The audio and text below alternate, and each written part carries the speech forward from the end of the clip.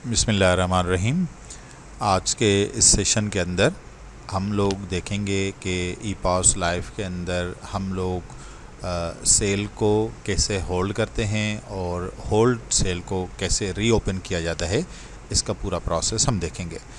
Hold cell का जो बुनियादी कॉन्सेप्ट है वो ये है कि फॉर एग्ज़ाम्पल अगर आपके काउंटर के ऊपर कोई ऐसा कस्टमर है जिसने अपना पूरा बास्केट भरा हुआ हो और 20 हों उसके अंदर आइटम्स हों और वो सारे आइटम्स आपने स्कैन करके अपने कार्ट के अंदर उसके सेल बना रहे हों, तो अचानक वो कस्टमर आपसे कहे कि यार मेरा एक सामान अभी मेरे जहन से निकल गया था, वो याद आ गया और उसको मैं अभी लेके आता हूँ। और उस कस्टमर के बाद दूसरे कुछ कस्टमर्स हों जो कि वेट कर रहे हों अपनी बारी का, तो इस दौरान आपके पास दो रास्ते होते हैं। या तो फिर आप उस कस्टमर के आने तक सारे लोगों को वेट कराएंगे, या फिर आप उस कस्टमर की जो करंट सेल आप बना रहे हैं उसको होल्ड कर लेंगे और बाकी कस्टमर्स को डील कर लेंगे। और जब वो कस्टमर वापस आएगा तो उनकी सेल को रीओपन करके आप वापस वहीं से शुरू करेंगे जहाँ पे आखिर पे आपने छोड़ा था। तो हम इस पूरे प्रोसेस को आज देखेंगे कि इसमें सबसे पहले हमने कुछ आइटम्स को कार्ट के अंदर ऐड किया। कार्ट के अंदर ऐड करने के बाद जब देखें कि ये टोटल 7 आइटम्स हैं जो हमने इसके अंदर ऐड कर लिया। अब अचानक से उस कस्टमर ने कहा कि मेरा एक सामान अभी रह गया है, जहन से निकल गया था, वो मैं लेके आता हूँ और उसके आने में पता नहीं कितना टाइम लगता है, ये आपको नहीं मालूम।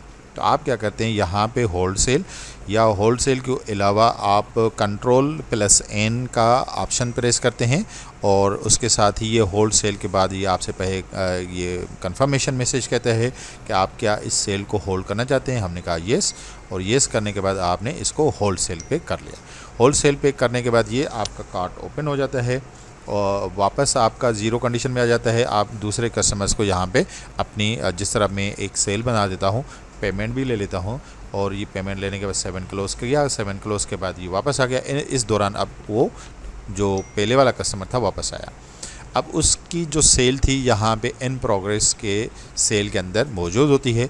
अब यहाँ पे आप देखें कि वो 2835 रुपया जो आज का ये 25 तारीख जो आज की है, इस पे हमने सेल बनाई थी। इसको डबल क्लिक किया, वही सारी सेल हमारे पास वापस आ गई और हमने फिर कोई नया आइटम ऐड किया। उसके बाद पेमेंट स्क्रीन के ऊपर चले गए, पेमेंट के ऊपर हमने ये पेमेंट ले ली, 7 क्लोज़ किया। उसके साथ ही ये सेल का जो होल्ड वाला प्रोसेस था कंप्लीट हो गया।